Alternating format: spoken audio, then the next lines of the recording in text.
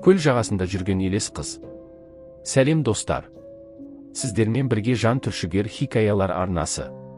Каналыма тіркеліп, лайк басуды ұмытпаңыздар. Тыйым салынған жер. Жаздың соңғы күндері еді. Жаңадан ауылға келген Ернар кешке серуенге шықты. Ауыл шетіндегі ескі орман жолы оны үлкен көлге алып келді. Су беті ай сәулесінде күміс түске боялып, айнала тып-тыныш еді.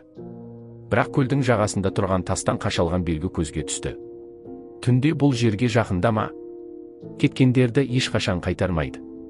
Ернар таңырқап, айналаны шолып тұрғанда, алыстан ақ көйлекті бір қыздың көл жиегінде жүргенін көрді. Қара шашы суға түсіп, баяу қозғалып келеді. Қызықсы сол, оның аяғы суды баспай үстімен сырғанап бара жатты. Ернар жақындамақ болып еді. Қыз кенет тоқтап, оған тура қарады. Оның көздері қараңғының өзінен де терең еді. «Мұнда не істеп жүрсің?» деді ол жай ғана, дауысы әлсіз сыбырмен естілді. Айтолқынның сыры. Ернар қыздың кім екенін сұрады. Ол өзін Айтолқын деп таныстырды. Дауысы мұңды, бірақ жұмбақ еді. Ол көл туралы аңызды айтты. Бір кезде бұл көлдің орнында үлкен ауыл болған. Айтолқын сол ауылдың ең сұлу қыз екен. Бірақ бір түнде белгісіз дауыл шығып, ауыл түгел су астында қалыпты. Айтолқын сүйгенін құтқармақ болып, өзі де суға кеткен.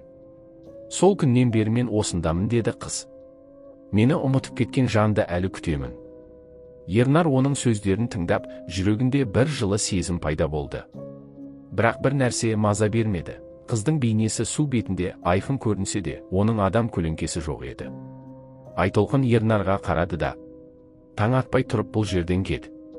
Әйтпесе мен сені де қасыма алып қалам», деді. Қайтар жол жоқ. Ернар кеткісі келгенімен аяқтары қозғалмады. Бір түрлі күші оны көлдің жиегіне қарай тартып тұрғандай болды. Су бетінен әлсіз сыңғыр күлкі естілді. Ол айналасына қараса, көлдің ортасында әлсіз шам жанып тұрғандай көрінді. «Ол сенің жүрегіңді шақырып тұр», деді Айтолқын. «Сол жарықтан кейін барсаң, сен менімен мәңгі қаласың». Ернар бір сәт есін жиып, кері қадам басты. Бірақ дәл сол кезде көлден мұздай су қолдары шығып, оның тобығын қысып алды. Су астында елеске ұқсайтын жүздеген көлеңке қимылдап жатты. Айтолқын жай ғана күліп: «Қашып құтылмайсың», деді. «Су асты әлемі». Кенеттен Ернардың көз алды қараңғыланып, ол суға құлап кетті. Су астында ол ескі ауылдың үйінділерін көрді. Құлаған дуалдар, шіріген ағаштар, тас баспалдақтар және солардың арасында жүзі мұңлы Айтолқын жүр. «Міне, менің үйім», деді ол қолын созып. «Мұнда ешкім қартаймайды, ешкім кетпейді». Ернар дем ала алмай тыпырлап жатты. Бірақ Айтолқынның қолын ұстаған сәтте кеудесіндегі ауырлық кетті. Су астында да дем ала бастады. «Қалсаң, мәңгі бірге боламыз», деді қыз. «Бірақ бір рет қана таңдай аласың». «Мәңгілік таңдау». Ернар екі оттың арасында қалды. Бір жағында бейтаныс, бірақ жылы қабақ таныс сезім сыйлаған Айтолқын, екінші жағында оның бұрынғы өмірі. «Мен сені сүйіп қалдым», деді Айтолқын. «Бірақ адамдар мені ұмытады, сен де ұмытасың. Ал егер қалсаң, сен мені мәңгі сүйесің».